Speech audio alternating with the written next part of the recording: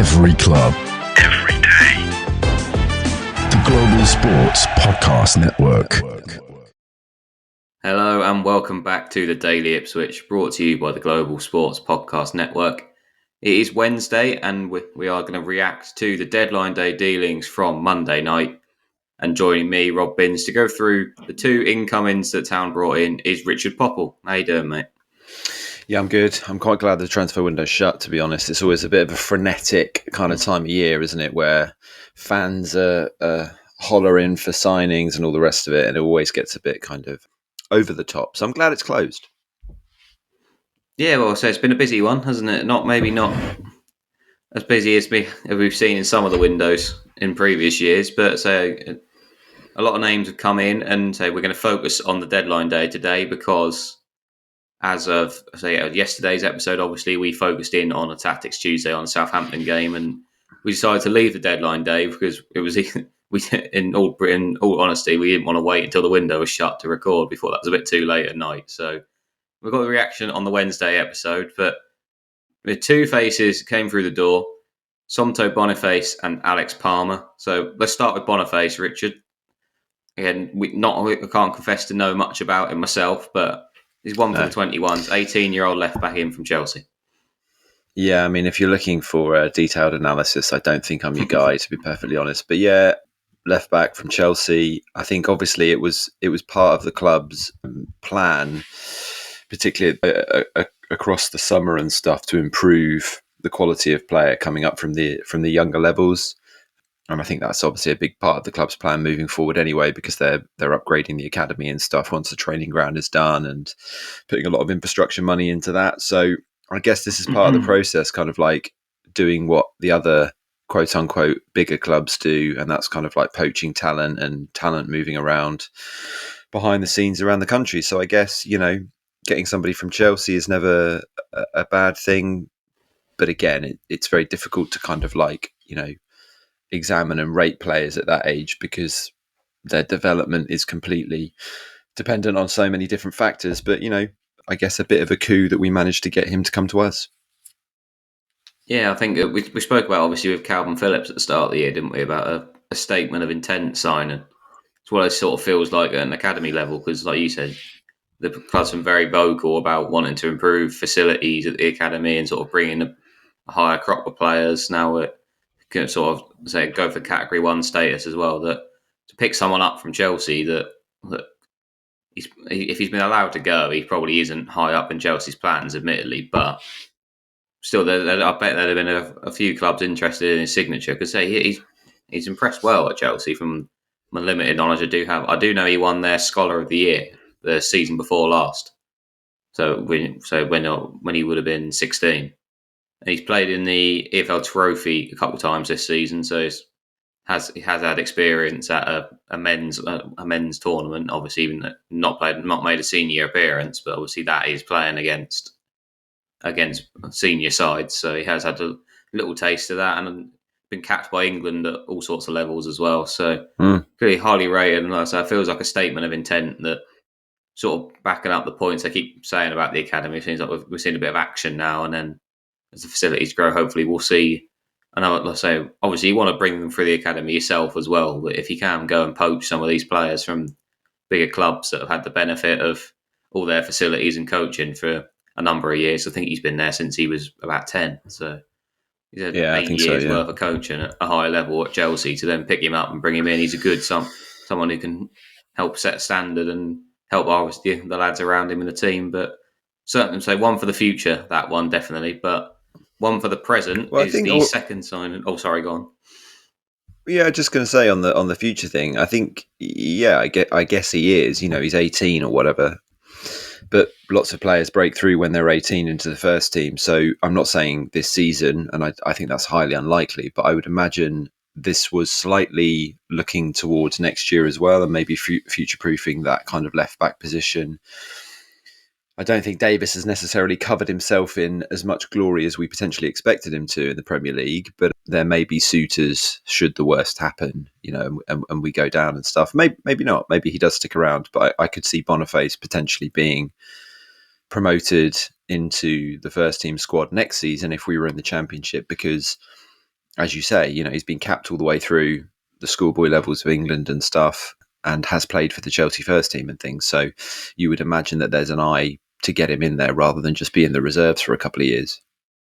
Yeah, definitely. I don't think it's coincidence that this sort of first big academy level signing we've made is a left back, because it's the one it's probably the position we don't have the clearest replacement at the moment if Davis was to move on. So obviously Townsend has had a couple of good games. Connor Townsend, off the bench. Yeah, he's had a couple of good games off the bench, but you feel like he wouldn't be the long-term solution if we were to lose Davis in the summer. That maybe we could then probably not. Say maybe I think you're probably right. This probably is a look to first team football in the near future for Boniface, but so someone we're assuming is going to be straight in first team football. The other deadline day signing, Alex Palmer from West Brom.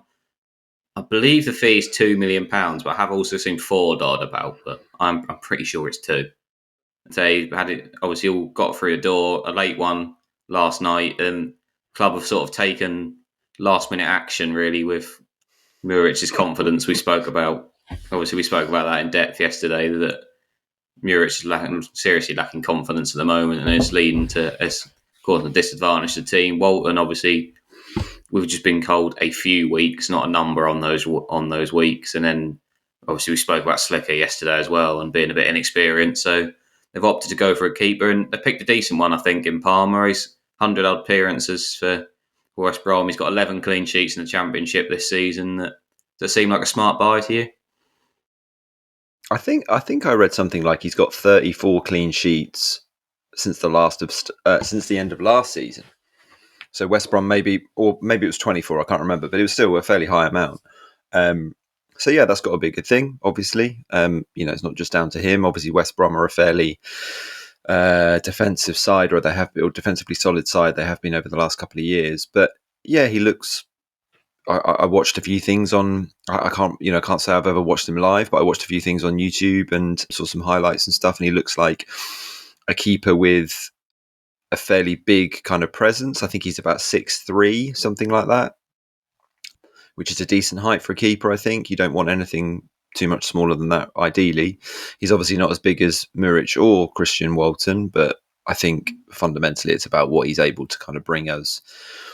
And yeah, he's a settled keeper, hasn't he, in the sense of he's been playing for the last 2 years pretty consistently. So that's got to be a good thing in a side that haven't conceded many goals. You got the West Brom kind of connection as well. Obviously, Mark Ashton is judge, jury and executioner at Ipswich Town these days with his dual role as chairman and CEO. So I think he's pulling the strings very much behind the scenes. And Mark Ashton was very connected to West Brom. I think he was the goalkeeping coach actually one time back in the day. So yeah, there's obviously a good connection there and stuff, and that probably helped to get the deal through nice and quickly. And yeah, the club kind of had to act, I think, given that Walton, as you say, has been confirmed at being out for a few weeks. I mean, do you expect Palmer to come straight into the first team? I would imagine he'll play this weekend against Coventry, don't you? Yeah, I'd expect it, because we spoke about Slicker yesterday, didn't we? Saying that maybe this Coventry game presents an opportunity for him, but fortunately for us, Palmer isn't cup tied in the FA Cup, so he could go straight in this weekend, and you'd have to imagine he would, to sort of get him, like you say, for all the same reasons we said about giving Slicker a game in there and seeing what he's like. All the same thing with Palmer, to get him in and give him a game. Probably I'd like to see a fairly strong team against Coventry as well, just to sort of, especially at the back, because they try and almost play your starting back four, and then so you give them a chance to play together before the trip to Villa Park, and so we've got effectively 2 weeks of training before the next Premier League game. So it's a good opportunity for him to get himself phased in properly, start working together with that defence. And so luckily that you always say we worried something like the FA Cup was that if he'd already played, is he forced to miss a week? But he hasn't played for West Brom so far, so we do have that option. But so I definitely would expect him to come straight in, because ultimately he's been signed to be the number one, whether that's for the rest of the season or just for a few weeks until Walton comes back. He's not been signed to sit on the bench and play second fiddle to Muric or Slipper. He's been signed. They've gone out and bought him because they want him to come in and take the number one spot. So you have to expect him to go straight in there. I think it's a smart signing as well because, like I say, he's 27, 28, something like that, which for a keeper is very young. He's still got 10 years in him. We know, you said his record's very good. I mean, 11 clean sheets in the Championship this season. That's only beaten by the top three in the league, so Cooper, Meslier and Trafford, whose teams are all doing very well. Obviously, based on Scott Parker's football, Trafford's storming it, but he's doing very well. And you said the same with last year as well. He's a good goalkeeper. So West Brom have a good back line as well. That they're a team that they don't concede too many goals, West Brom, and so that their problem is almost that they don't score enough at the other end. But certainly well experienced. And then I'm hoping that it all comes together really, and he hits the ground running. So give him that Coventry game, put him in for Villa, and we can play games again without the nervousness of a goalkeeper mistake really at any time, hopefully. But so, anything you want to add on Palmer before we have a quick break? Yeah. Well, it's interesting. I suppose when I first saw it, I was like, is he coming in as the number one? And when it was rumoured that it was 5 million, I think Philham in TWTD confirmed it was 2 million, which I would suggest is probably the correct figure. I was thinking, is that the number one signing, or is that kind of like Walton's replacement? It's difficult to know who the number one is, isn't it? We suppose it's Christian Walton at the moment, but let's be honest, that goalkeeping position has been a mess this season, and it's not been overly clear. So yeah, maybe he does come in as the number one, and we kind of like start afresh for the second half of the season. I suppose the timing with the FA Cup game is perfect, really, because you kind of get that opportunity to kind of like bed him in there. But I think, given what we saw from Muric at the weekend, again, we're not going to go in on him, but I think the club had to act, and they had to bring in another option, even if it's not going to be like a definitive, this is our number one choice, but they had to bring in another option to kind of like just give the whole goalkeeping unit a lift, I think. So yeah, I hope he goes well, and I hope that is a solid bit of business that we can kind of rely on for the rest of the year.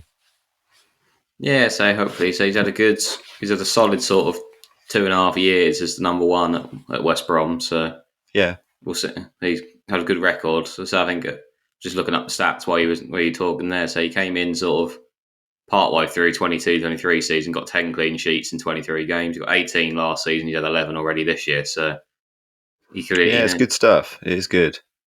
Yeah, he's on a good run there. So hopefully, like I say, he comes in and hits the ground running. But so that's the two signings who did come through the door. We're going to have a quick break to hear from one of our sponsors now. When we come back, we'll be talking about a late rumour that was going around that never came off in the end. This podcast is brought to you by the Global Sports Podcast Network. The Global Sports Podcast Network is changing the face of football podcasting with dedicated daily content for every Premier League team, women's football, fantasy football, and a daily Premier League wrap-up broadcasted in 5 different languages.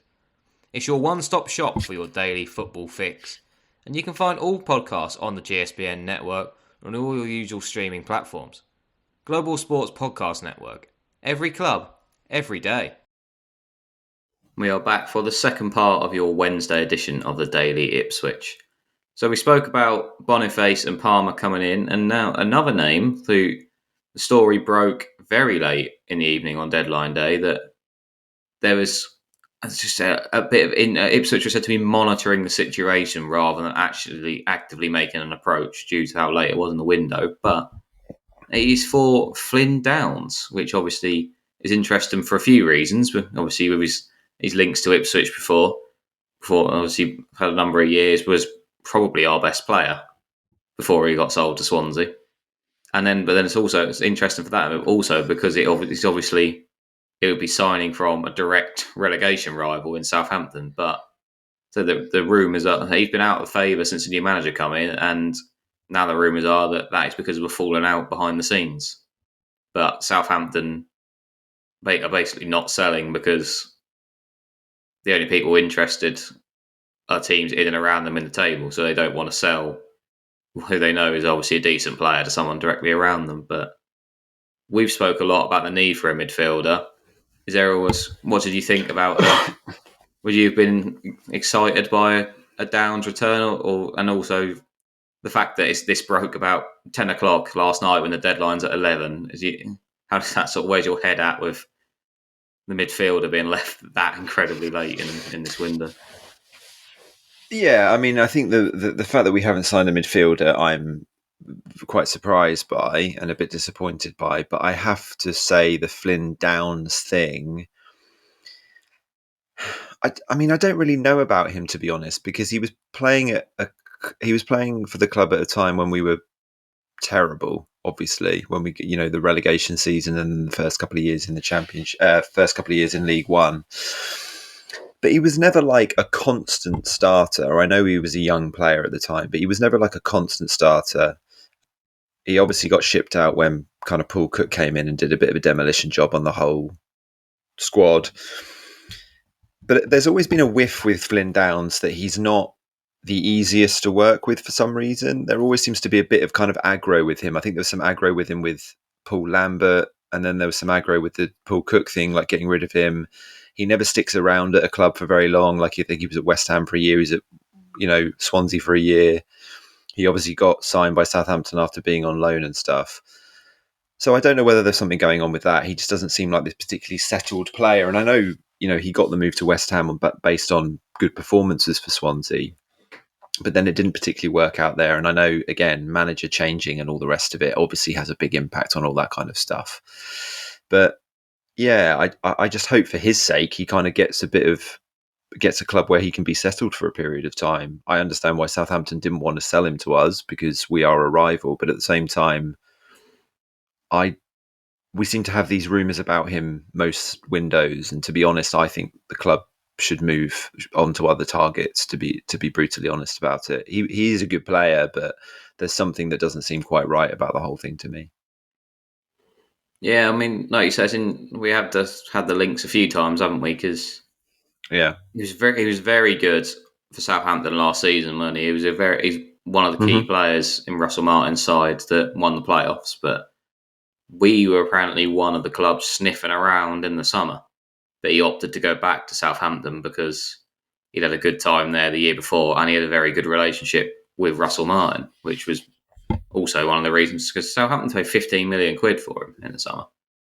So you think, so when you pay a fee like that, you'd expect him to be in the team every single game. But he's played at centre half a few times this season when Martin was in charge, and he's struggled for game time under the new manager, and say that there were sort of hints in his interview post game on Saturday that the reason of Downes' omission was some sort of falling out, but obviously, you never get official word on these sort of things, but they paid 50.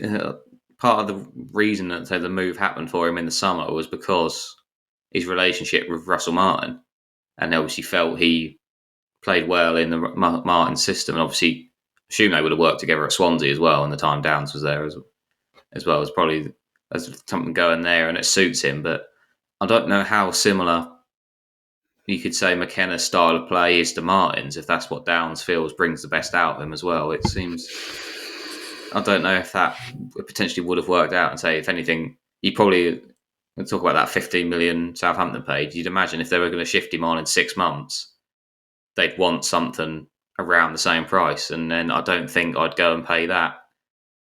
That would seem like a panic buy to me, to suddenly go and chuck 15 million at Southampton with 2 hours to go in the window and say, can we have Downes? I don't know. I don't think it was, if it had happened, if this sort of potential had broken a week ago, then I might have considered it a bit more and maybe have a different opinion on it. But the fact that it stunk of a panic to me, that it's almost like they did go, they've suddenly gone at the end of the evening like, oh yeah, we never did sign a midfielder, did we? We never got around to that. Yeah. Like, who's available? And then just had a quick look around. Oh, he's fell out with the manager. Is there any interest there? But so I don't know how. It just seems to be monitoring the situation, I think, was how it was worded, really, and what's going on with there. But you can't really.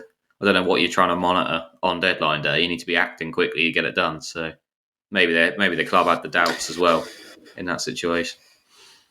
Yeah, but I think also with the deadline day rumours and stuff, where it's like, all the press are trying to do is get eyes on the stories, right? That most of the time there's probably very little kind of going on whatsoever. They're just kind of like chucking a few things out there based on very little.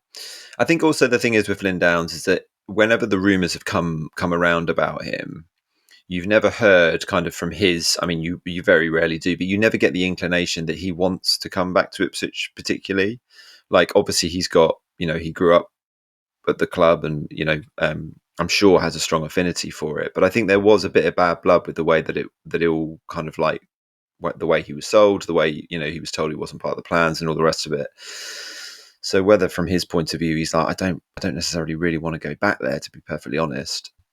I know it's a very different football club now than when he left, and obviously the McKenna factor and all the rest of it. But I think we always have to factor these things in. There's three parties: the player, the two clubs. So whether there was interest from him or not, I don't know. Because as you say, he was doing fantastically last year under Russell Martin and was playing probably the best football of his career, really.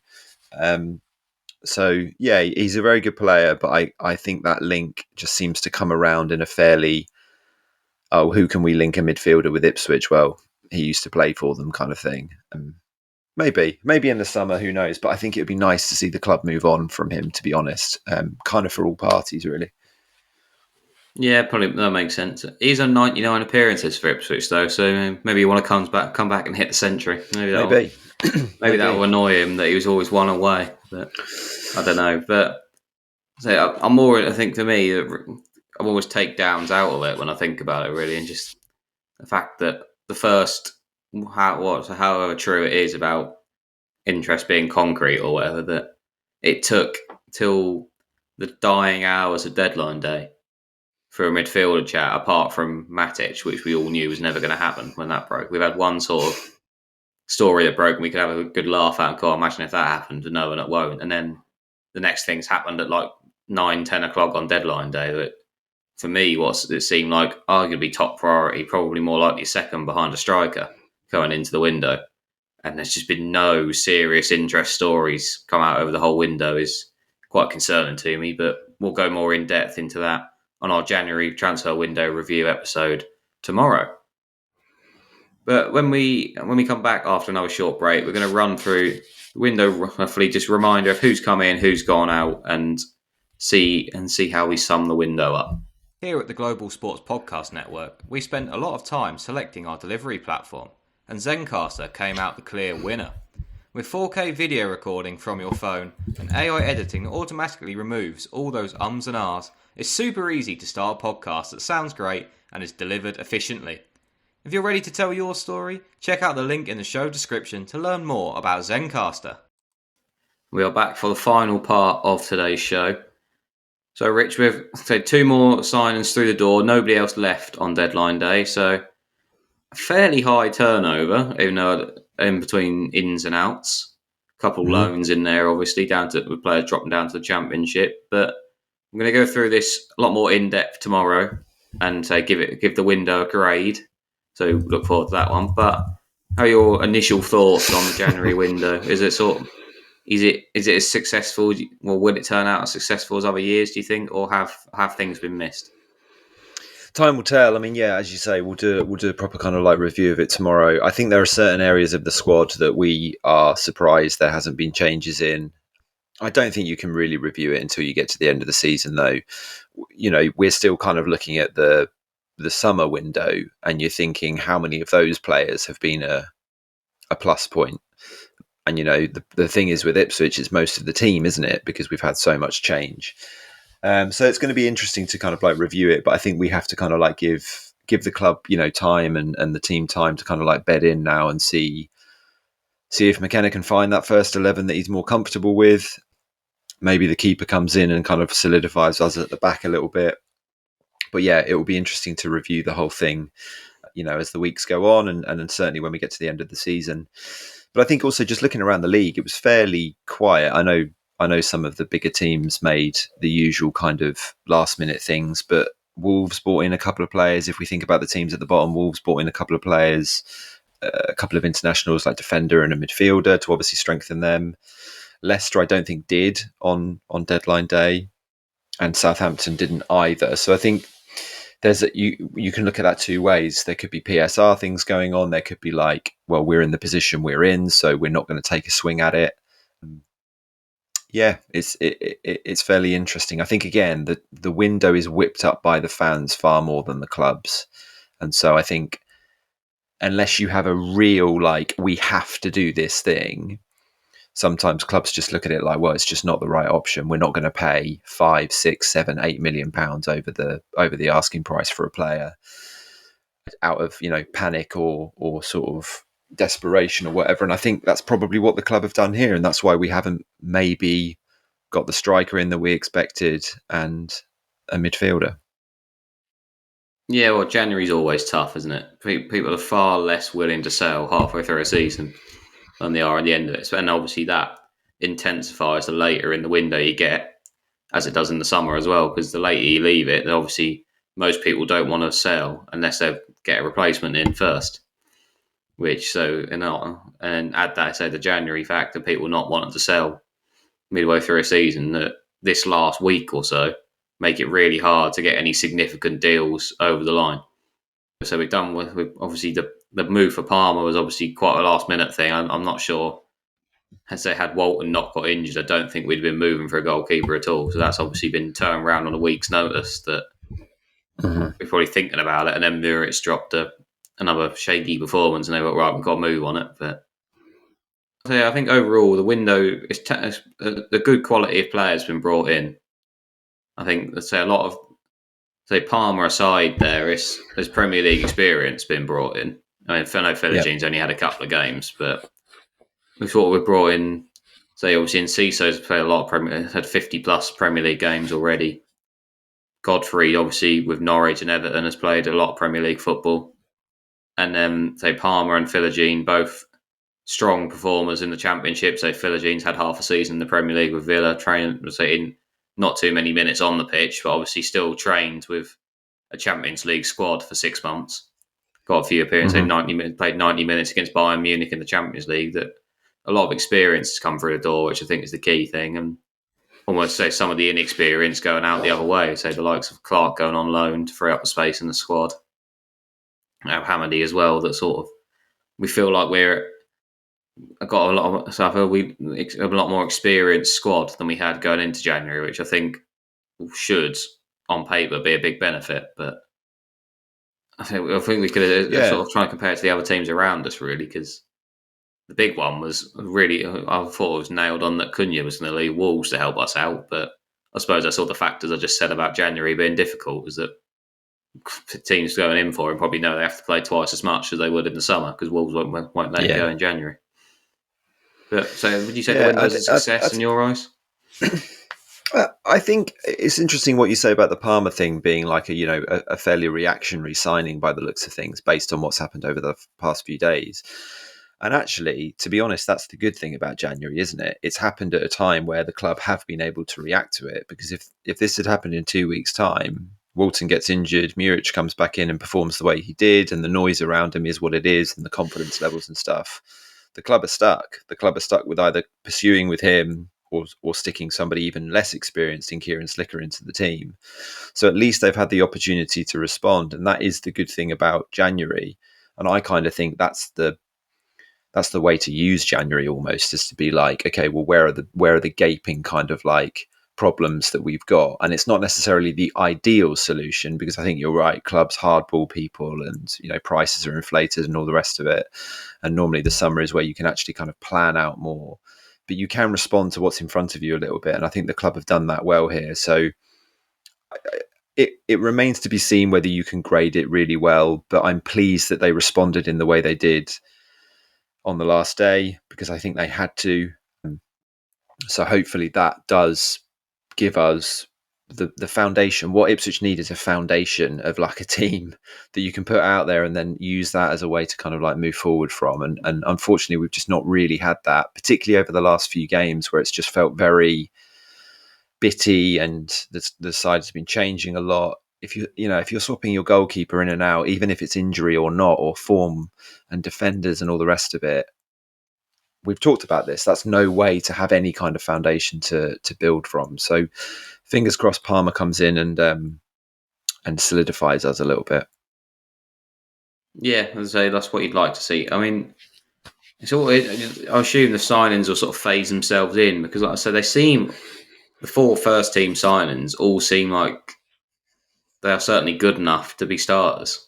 So I mentioned the experience a minute ago, but we haven't seen, say, Godfrey's. He played in the FA Cup, played against City, and then sort of has dropped back into a bench role.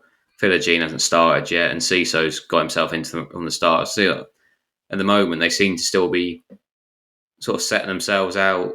We're kind of almost trying to suss them out a bit more in training, how he can use them, maybe. But you surely expect that they'd all find their way into the team at some point over the next few weeks. And so on that, so to wrap up today's show, would you say, now with the January window's passed, deadline day's out the way, obviously we haven't seen it in a game yet, but on paper, would you say the squad is in a better position than it was at the start of the month?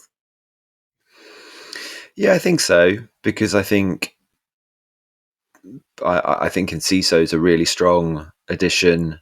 Philogene's really difficult to judge at the moment, but Enciso I think is a really strong addition, and I think you could even play. I think there could be a tweak of formation that might help us be more threatening with playing him almost in a 2 just behind Delap. I think would be kind of interesting to see. I think he needs to work out the winger situation because we've talked about the Hutchinson kind of like dip in form. And yeah, there doesn't seem to be much kind of consistency about who he's playing on the left-hand side either. But yeah, I think overall it is a better squad.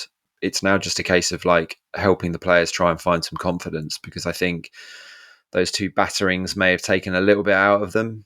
And then we obviously saw a really damaging result against Southampton. So it's how we respond. It's all about how you respond. And fingers crossed that with just a bit of breath, no more transfer window rumours and all the rest of it, an FA Cup game as a distraction, the team can really attack the last 14 games. And if we pick up an improbable 5 wins or 6 wins, if we're being greedy, that might be enough to keep us in the league. Exactly. I'll say it's not as tight as it was before this weekend's results, but it's still tight down there. Like you saw it at Wolves when the manager came in. If you win 2 games in a row as a team down the bottom, you make up a stupid amount of ground this season. That little window of 6 points in a couple of games can jump you up 2 or 3 positions and suddenly take you from down and out to the favourite to stay up. So that's all it needs is a little bit of consistency, which we haven't really been able to find.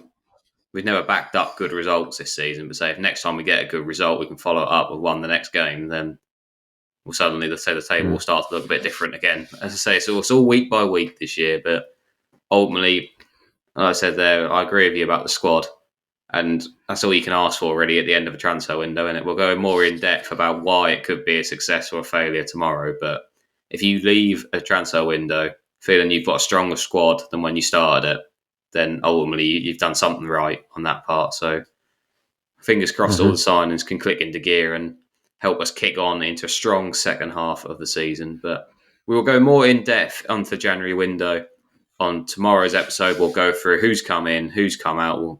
We'll give it a rating of a window and talk a bit more about some of the areas we think we've missed. Should be a good episode, so join us for that tomorrow, and then we'll have a Coventry preview for you on Friday as we look to hopefully progress to the 5th round of the FA Cup. But that's it for today's episode. So from me and Richard, thank you for listening, and we will catch you tomorrow. Every club, every day. The Global Sports Podcast Network.